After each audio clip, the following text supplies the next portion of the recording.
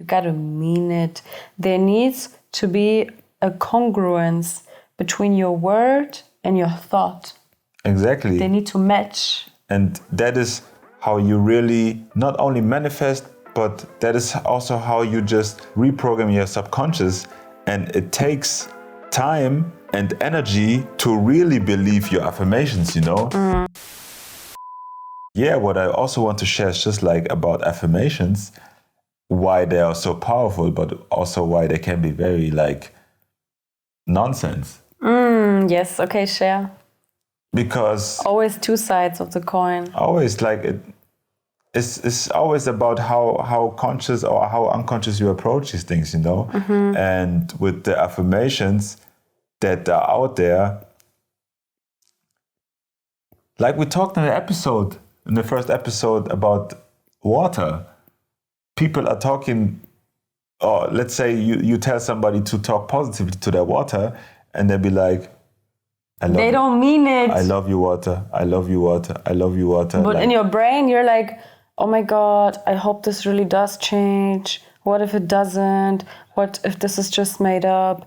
But saying, I love you, water, and expecting for the water structure to change, no, you gotta mean it. There needs to be a congruence between your word and your thought. Exactly. They need to match. And that is how you really not only manifest, but that is also how you just reprogram your subconscious. And it takes time and energy to really believe your affirmations, you know? Because it takes practice. Because for me, I know that I'm at this point right now where it's really about being honest to yourself, you know? Because it takes practice, but at some point you really feel that the affirmation you're telling yourself is true. And this is the point where you are really reprogramming your mind. So when you are telling yourself, I'm strong, but you never going to the gym, you never doing anything that challenge your strength. How can you really know, or how can your subconscious really know that you're strong? But if you go to the gym right now, for example, and you say, okay, let's say I want to do a session of 100 push-ups, and you do only 60, you know, but you still tell yourself, yo, I'm strong. Next time I'm going to do 75 or I'm going to do 65, whatever. Like, you are affirming yourself every single time you go to the gym because you're becoming better and better and better. And then one day you do 100 push-ups and you'll be like, yeah, I'm really strong. And then you really feel that emotion, you feel that vibration, you really feel the mindset of I am strong, because it really comes from your heart and you really believe it. But if you're just standing in front of the mirror weighing 150 kilos and telling yourself, I'm strong, and hoping that your body changes or whatever, like, nothing's going to change. And that goes with every affirmation. If it is about I'm abundant, I'm wealthy, I'm healthy, whatever, like, if you don't really believe the stuff you're telling yourself, nothing's going to change. But if you truly believe I am healthy, I am healing, you are fasting, you do everything for yourself, you're hydrating yourselves, you're drinking water, you are going to the sun, going to nature, whatever, your actions are reflecting your mindset, and your mindset is being reprogrammed every single time. So in terms of the victim mindset, like, you challenging yourself every single time and going through these challenges and growing through them, and then telling yourself, strong queen, strong queen, strong queen, of course it's going to change your mindset into this powerful state. You didn't just say it like out of nowhere. You said it to me as a reward, that I'm a strong queen. You didn't just say it. And that was important, because that referred to me, you gotta work for your strength. It's of course easier to say I'm weak. And that's especially why people are trapped in their victim mentality, because they think it is easier. Because the victim mentality or the victimized lifestyle is more easily attainable in our society. It is easier to choose the victimized life than the empowered life, because the empowered life, there will be a lot of obstacles. You will realize, especially in this society, it is fucking hard to be empowered. Because the way this shit is set up is not here to empower you. But that's for another time. 2 things. Give the people 2 things to take from this episode. What would you just give them along their way, along their journey? Because we're about to finish this episode now. It's getting late. We gave you enough wisdom for the next 10 years. So. Okay, so first thing is, if you are wanting to challenge or face your mental limitations, I can recommend you trying out a fast. If you're a beginner, start small. Maybe do an intermittent fast or just 1 day fast, and then you can do another fast another time.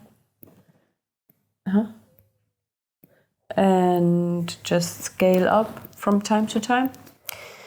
Number 1. And also number 2, I'm giving you a homework, which is observe. Observe throughout your day where you might be victimizing yourself without even consciously realizing. Or meditate on it. And you? That's amazing. For me, I would say money is infinite, time is limited. Observe in which situations you rather spend your time than your money in order to save a little bit money, but spend too much time. And I think when you reprogram yourself with these very subtle things, you will learn more and more and more about yourself, about your relationship with money, about your relationship with life in general, because in order to live, we have to live in this timeline that we have. So the money mindset is really something that changes your whole perspective about life. And that's what I'm working on right now. And yeah, if you have the time and if you have the money, go on vacation. Like for That's real. so important. Go on vacation, like travel. Even if it is just about, I don't know, traveling from one side of the town to another side where you've never been, you know. You don't have to be a millionaire and spend thousands of euros to travel to Japan or Hawaii or whatever. But I gotta say, the intercontinental travels, safe. They will put you into another level of consciousness, of because course. they just widen your horizon like crazy. Of course.